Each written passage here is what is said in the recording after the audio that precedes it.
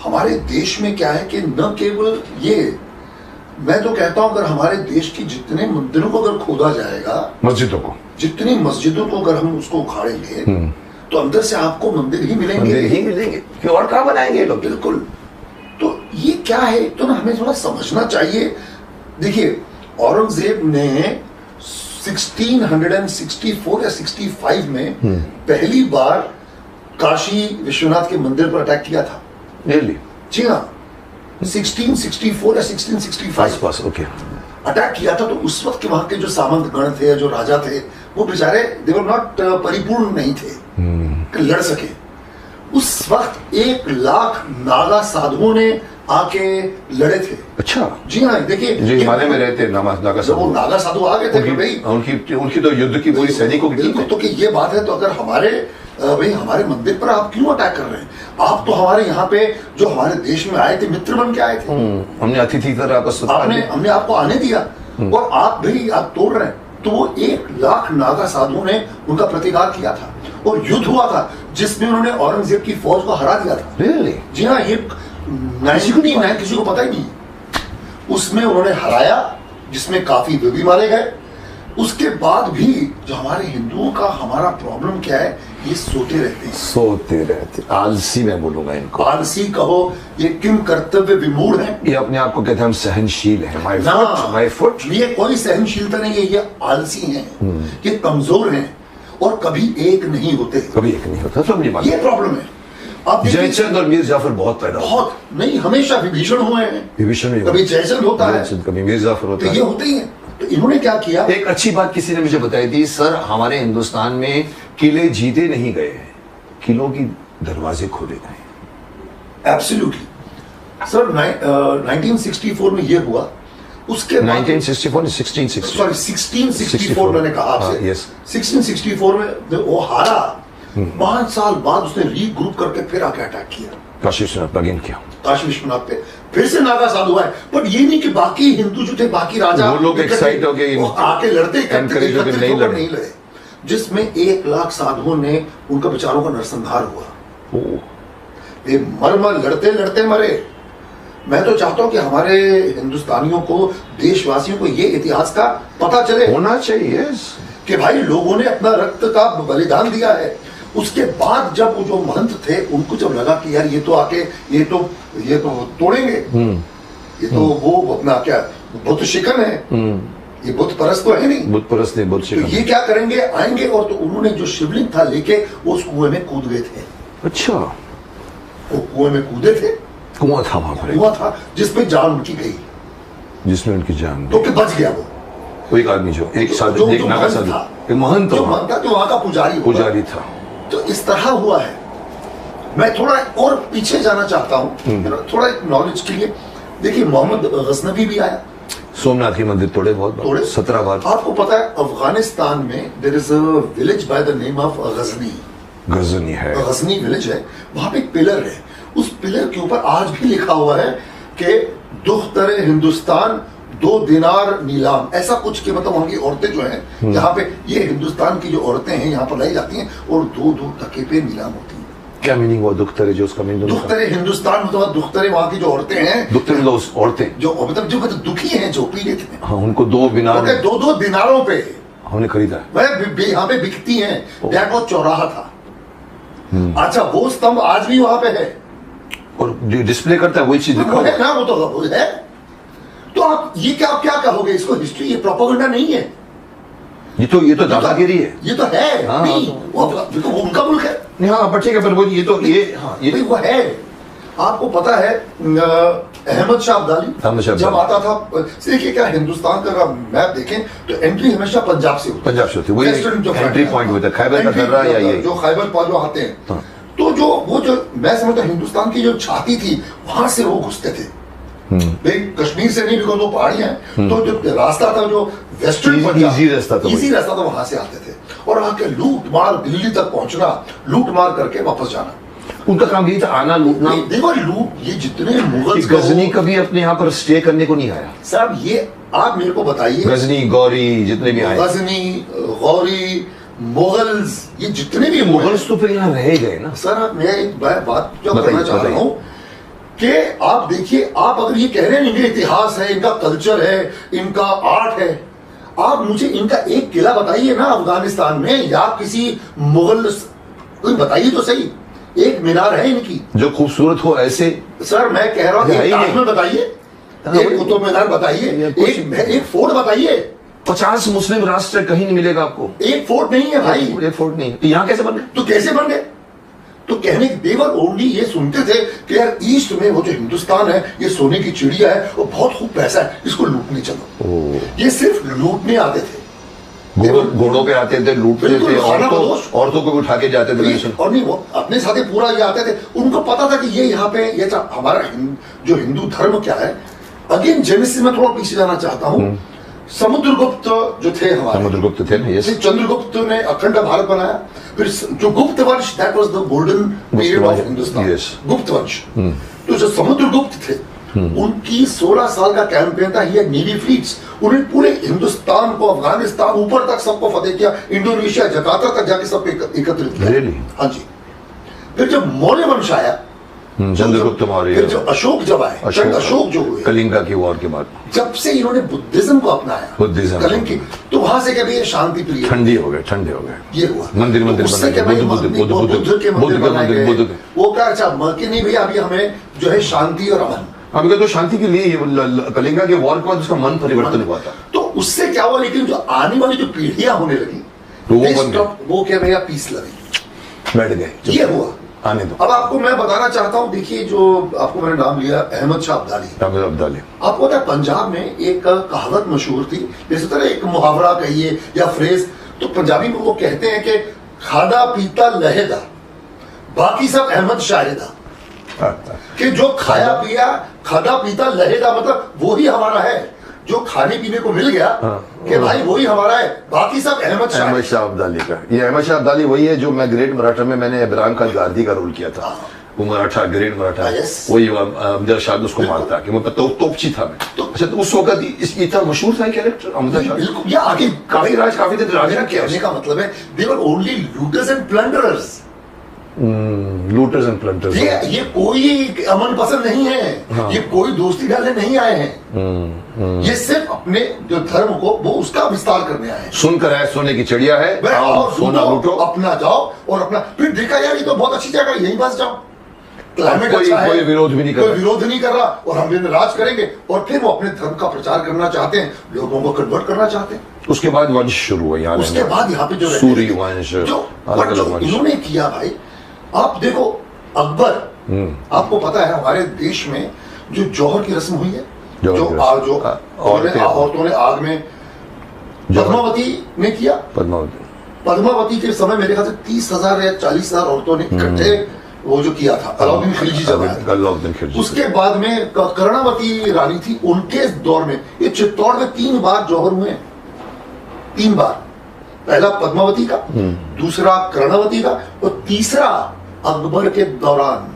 really? जब महाराणा प्रताप के पिता जो थे उदय सिंह, वो राजा थे, महाराणा प्रताप छोटे बच्चे थे, तो उन्होंने चित्तौड़ पे अटैक किया था अकबर ने, कि मुझे ये चाहिए, क्योंकि पूरे हिंदुस्तान को उन्होंने फतेह कर दिया था। और ये जो मेवाड़ के थे, देखिए पूरा जो राजस्थान है ना, मारवाड़ और मेवाड़, दो बने, दो अलग। मेवाड़ अलग है, मेवाड़ अलग है, मारवाड़ जो है फ्लैट लैंड है। वो डिफरेंस पता कैसे करते हैं, पापड़ लो, अगर भुना हुआ पापड़ ना हो, प्लेन पापड़ हो, तो वो मारवाड़ है। और जो भुना हुआ पापड़ जो उबड़ खाबड़ है, जो पहाड़ों से लैस है, Aravalli range, that is Mewar, जहां पर चित्तौड़। और तो चित्तौड़ पे आपने जब अटैक किया, जब हार गए, आपने नरसंहार को, तो औरतें फिर वहां पे इतना उन्होंने जौहर किया।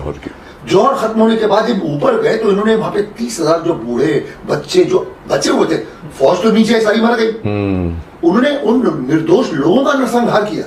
तो व्हाट इज दैट? और आप उस राजा को आप कह रहे हो कि साहब ये अमन पसंद है, ये तो शांति, और ये तो सेक्युलर है, ये तो बिल्कुल, इससे बड़ा झूठ क्या हो सकता है? इससे बड़ा क्या झूठ हो सकता है? जो मीना बाजार लगाता था भाई, जो मीना बाजार लगाता था, जो हरम था, आपको पता है सबसे बड़ा झूठ इस मुगल आजम,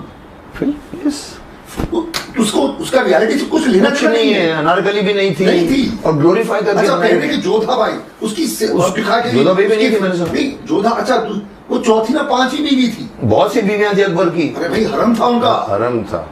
अनारकली भी उनके हरम की लड़की थी। तो क्यों इतना अच्छा बताते हो उस अकबर को आप? तो हमारा क्या है कि जो नैरेटिव दिया गया है पिछले 70 सालों से कि नहीं अमन भाईचारा रहे, सब मिलकर रहे। सर पुनीत मुझे बताओ, ये कौन किसका इरादा था इस तरह का डिस्टॉर्टेड इतिहास? Okay, I will come to that. क्या है कि जो अंग्रेज थे ना सर, जब अंग्रेज आए ना, जब ईस्ट इंडिया कंपनी आई, उन्होंने क्या देखा कि इस हिंदुस्तान का धरोहर बहुत स्ट्रांग है, इनकी सभ्यता संस्कृति। तो मैकॉलिफ जो जॉर्ज मैकॉले, उसने क्या किया, बोला यार ये करो, इनका पहले तो बोला तुम्हारा रिलीजन पे बहुत वो है, इट इज मिथ, ये माइथोलॉजी बकवास है, ये आपको कोई महाभारत कोई रामायण कुछ नहीं है, ये बकवास है। अब देखिए चाइना जो है वो श्रीलंका में they wanted to make a tunnel. Subramanian Swamy ji ने केस किया कि नहीं भाई वहां पे तो राम सेतु है हमारा। तो जब अमेरिका ने नासा से वहां के लोगों ने जब पता किया कि यस देयर आर, उनको जब तथ्य मिले तो रोका गया है। तो आप क्या कह रहे हैं कि ऐसा भी मिथ है? तो हमें एक तरह किसी को कमजोर करना, यार तुम्हारा पूर्वज बकवास है, तुम्हारा इतिहास, संस्कृति खत्म कर दो उसकी, पहले संस्कृति को खत्म, लैंग्वेज भी चेंज करके उसने इंग्लिश पढ़ानी। फिर उन्होंने बंटवारा, हिंदुओं और सिखों में बंटवारा डालो कि तुम अलग अलग हो। तो प्लान था, ये पूरा प्लान था जी, इट वॉज टोटली प्लान्ड। अब हम आते हैं, देखिए मैंने आपको अहमद शाह अब्दाली का नाम दिया, आपको मैंने अलाउद्दीन खिलजी का नाम बताया, आपका ये देख लो, मोहम्मद गौरी देख लो। अब हम आते हैं आप जो औरंगजेब ने जो किया, मुगल वंश जो शाहजहां की बात तोड़ के बेसिक लूटर्स एंड प्लंडरर्स। शाहजहां का जो बेटा था, शाहजहां का बेटा था औरंगजेब, 4 बेटे थे। सबसे बड़ा बेटा था दारा शिकोह। तो दारा शिकोह वो अमन पसंद था, जो कह रहे हैं कि गंगा जमुना तहजीब की बात करते, he was the one who started. उसके कुछ पंडित दोस्त थे एंड ही वो मुतासिर था हिंदी पुराणों से और हमारे पुराणों से, साहित्य से, गीता से। उसने गीता का ट्रांसलेशन कराया था फारसी में। क्या बात, अच्छा। यस, उसको औरंगजेब ने मरवा दिया। शाहजहां चाहता था कि वो राजा बने, उसका सर कलम करके बाप को उसने प्रेजेंट किया था। बड़ा भाई था दारा शिकोह, अगर वो राजा बनता तो शायद कुछ चेंज हो सकता था। उसका था कि भाई हम यहाँ पे आए हैं, ये इनकी तहजीब हमें मिली है, तो हमें मिलकर रहना चाहिए। औरंगजेब का था इसको मार दो, उसने he killed his own brother, बाप को जेल में डाल दिया। आप देखिए सभ्यता की मैं एक उदाहरण दे रहा हूं। एक तरफ पिता अपनी चौथी पत्नी को जो वचन दिया है कि मेरे पिता का वचन गलत ना जाए, कि मैं आपके लिए उस वचन को सिद्ध करने के लिए मैं 14 वर्ष वनवास जाऊंगा। ये हमारी संस्कृति, राम की संस्कृति, दशरथ के जो कैकेयी को वचन दिया, चाहते तो मना कर देते, मना करता कि तुमने कसम दिए, तुम भुगतो, मैं राजा हूं, उत्तराधिकारी हूं। और अभी भी नया राजा बना, लेकिन भगवान राम ने नहीं किया। आदर्श पुरुष। आप वो देखिए वहां पे क्या, मुझे राजा बनना है, बाप को नजरबंद कर दिया, बड़े भाई जिसको राजा बनना उसको जान से मार दिया। और यहाँ पे भरत क्या करता है, भाई की पादुका लेके, देखो ये हमारी संस्कृति है, किस ये फर्क रहता है। और आप अपनी संस्कृति को हमारे ऊपर से बोल रहे हैं, हो नहीं सकती, शर्म आनी चाहिए, हो ही नहीं सकती, पॉसिबल ही नहीं। आप समझे। अब देखिए मंदिर तोड़ा गया। अब आप, अच्छा मसीह की बात जो मुझे जो ताज्जुब होता ना मुकेश, कि जितने मुस्लिम जो यहाँ पे आज हिंदुस्तान में हैं, देखो मैं इनसे कुछ कहना चाहता हूँ आज आपके शो पे। मेरे चंद दोस्त यार हैं बहुत, जो लिबरल हैं, बहुत प्यारे लोग हैं, they are my best friend. Muslims की बात कर रहा हूँ मैं। बट ट्राई टू अंडरस्टैंड, ये जो अब जो चिल्ला के बात करते हैं, फारूक अब्दुल्ला चिल्ला के बात करता है, फारूक अब्दुल्ला का ग्रेट ग्रैंडफादर पता है कौन था? कॉल, यार सब वो कॉल, ये ओवैसी ही जो बहुत बड़ी बात करता है, इसका दादा परदादा इस राम समथिंग, राम तुलसी राम। अरे बाप भाई, वो कह रहा है ना, उसने कहा ना कि नीचे भाई अगर मोदी के घर की कबर खोदोगे, अगर पीछे से मस्जिद निकलेगा तो क्या तुम हमको मस्जिद दे दोगे? उसने कहा तो मैं कहता हूँ भाई तुम अपने पूर्वजों को खोद लो, सारे हिंदू निकलेंगे, तो फैक्ट है आपका। वो आप आई जिन्ना पर आइए, सिंधी था उसका ठक्कर, गुजराती, वही गुजरात से आया, राजकोट से, कैसे ठक्कर नाम है भाई, ठक्कर नाम है उनके पूर्वजों का, ठक्कर। अब यार तो इनका जो बुद्धिजीवी जो सबसे पढ़ा लिखा, जिसकी मैं बहुत इज्जत करता हूँ, जिनकी शेरो शायरी कलाम, अपना क्या नाम का, डॉक्टर इकबाल, हम शेरो शायरी पढ़ते हैं, क्या खूबसूरत।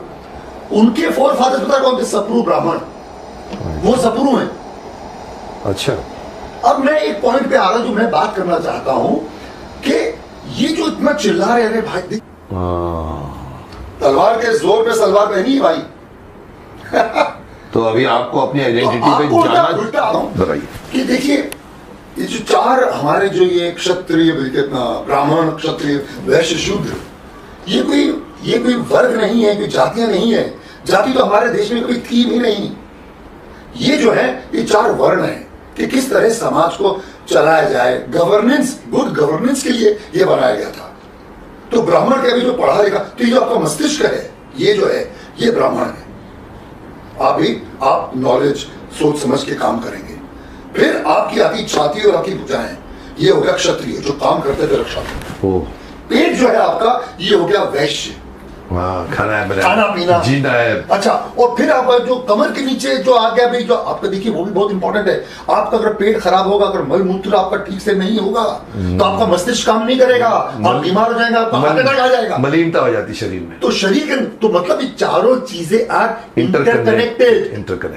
कितनी खूबसूरत, क्या साइंटिफिक बात है, बहुत साइंटिफिक बात। और बिल्कुल कोई ये नहीं है कि तू मेरे से छोटा है। नो बिल्कुल। अरे बाबा, हमने चूज किया है ये काम करने को, इसलिए आप शूद्र हैं। और ये बेसिकली सोसाइटी की गवर्नेंस के लिए है। तो वो भी बिल्कुल अपने कोई काम में कमी नहीं है। आपको पता है, एक हमारे महाभारत में बहुत खूबसूरत एक किस्सा था। वो शायद कब कुछ एक युवराज कैसे घोषित किया गया युधिष्ठिर को। हाँ, युधिष्ठिर और दुर्योधन के बीच में दोनों। उसने आके भाई क्या इसने की सजा, किसको मार दिया जाए, सजा मौत दे दिया जो गलत काम करेगा। तो युधिष्ठिर से जब पूछा गया, देता है उसने क्या बोला कि साहब देखिए, अगर शूद्र की गलती करता है, जो पढ़ा लिखा ना, जो गरीब आदमी है, उसको कम सजा होना है। उसने किया उसके हिसाब से दे। लेकिन ये ब्राह्मण है, ये इसको सबसे ज्यादा सजा होनी चाहिए। मुझे याद है, उसी को याद है। तो कहने का मतलब है कि आदमी जो दिमाग से सोचता है, तो ये तो हमारे हिंदुओं में, हमारे उसमें गलतियां थी, हमारे सनातन धर्म में हमने क्या किया, जो लोग आते गए उन्होंने क्या किया, इसका फायदा उठा लिया, इसका फायदा उठा के अपने निजी स्वार्थ के लिए उन्होंने यूज किया, जिसमें बेचारे गरीबों को उन्होंने प्रताड़ित किया। वो बेचारे फिर कोई क्रिश्चियन बन गए, तो कभी कोई मुस्लिम बन गए, तो कभी कोई कुछ बन गए। तो ये तो हमें उन अपनी कमियों को भी ठीक करना। कितने साल होगा पुनीत? 100, 200, 300, 400 होगा। चलो आप बोलते 4 वंश आपके पूर्वज। 4 वंश नहीं सर, ये 1000 साल से। 4 में सर 1300 के आसपास, 1100 के आसपास, 12वीं शताब्दी में आए थे लोग, मुगल 12वीं शताब्दी। लेकिन मैं बोलता हूँ कन्वर्जन तो हुआ होगा लास्ट में, अंग्रेजों के आने के पहले से कराते आए सर। शुरू से थोड़ा होते तो लेकिन अगर आपको ये बता दिया जाए कि सर ये देखिए, जैसे हरिद्वार में एक, तुमको पता होगा, एक पूरी की पूरी संस्था है, तलवारें निकल आती है उसमें। आप खन्ना है, अच्छा आइए आप हमारे साथ आइए, कमरे में लेके जाते, पोथियां खोलते, आपके बिल्कुल शांति देखो, ये पूर्वज नाम बताते हैं, ये आए थे यहाँ पर, इनके सिग्नेचर है, फिर बताए। अब ये चीज अगर इनको बता दी जाए कि आप अगर जाए पीछे, आपको मालूम पड़ा कि इसको जबरदस्ती करो, तो आपको, जैसे तुमने बहुत सही कहा, घृणा होनी चाहिए। और आपको औरंगजेब पे घृणा होनी चाहिए, जबकि ये बोलते हैं कि हमने रूल किया है। वो हमारा कहां से, तुम्हारा है नहीं भाई, तुम्हारा है ठीक से, आप वो आए नहीं। देखो ज्ञान व्यापी की बात में मैं पुनीत में एक बहुत बात अभी बोल भी चुका हूं। मैंने कहा देखिए, ये काहे का डिस्कशन हो रहा है, ये काहे का कोर्ट केसेस हो रहे हैं, ये क्यों 400 साल तक राम जन्मभूमि का कोर्ट केसेस हुआ, क्यों प्रूव करना है? अब ये लोग जब आए थे, जमीन उठा के तो नहीं लाए। आपको पता है एक बात, एक खूबसूरत, ये सलमान खुर्शीद है ना, कांग्रेस का है ना, जो बहुत ही फेमस है, उसने अयोध्या पर एक किताब लिखी है। अयोध्या पर उसने किताब लिखी है, उसमें उसने स्कंद पुराण का वर्णन उसने मेंशन दिया है, और उसने पूरा बताया कि कौन से मंदिर कैसे तोड़े गए और कैसे उसको बनाया गया, मस्जिद में कन्वर्ट किया गया। कौन कह रहा है? डॉक्यूमेंटेड है पूरा। अरे भाई, किताब सलमान खुर्शीद ने की है, ये कोई मैं आसमान जोड़ के नहीं बोल रहा हूँ। जबकि उनके बारे में मशहूर था, वो उसने लिखी है, चीज आज उसको रियलाइज हुआ है, तो औरों को बोल रहा है कि रियलाइज। सलमान वो तो हमारा आदमी तो नहीं है, आप ही नहीं कह सकते कि साहब वो भाजपा का है, वो तो आपका आदमी है। तो एक कॉमन मुसलमान को ये बात समझ में क्यों नहीं आ रही है? पहुंचनी चाहिए। देखो पुनीत, मुझे तो, तुम तो अभी जा रहे हो ना कि ये इसने कहा उसने कहा, मुझे नहीं मालूम, पर मैं एक अपने लॉजिक से बात करता हूँ, इसीलिए मैंने तुमको बुलाया, क्योंकि मैं बात करता हूँ तो लोग बोलते सर आप बहुत बेबाकी से बात करते थे। मैंने कहा क्या प्रॉब्लम है? तो मुझे आज बेबाकी से बात कहनी थी। मैंने कहा किससे बात करूंगा? मैंने कहा मैं अकेला बोलूंगा तो वही हो जाएगी। मैंने कहा चलो एक और शेर को बुलाता हूँ, ये मेरे से ज्यादा बेबाकी है। मैंने कहा हम लोग जब डिस्कस करेंगे ना, तो रियलिटी में मंथन आ जाएगा। हम जो मंथन कर रहे हैं, और हम इस पे ये नहीं कि मैं कुछ, हम ग्रेट है या आप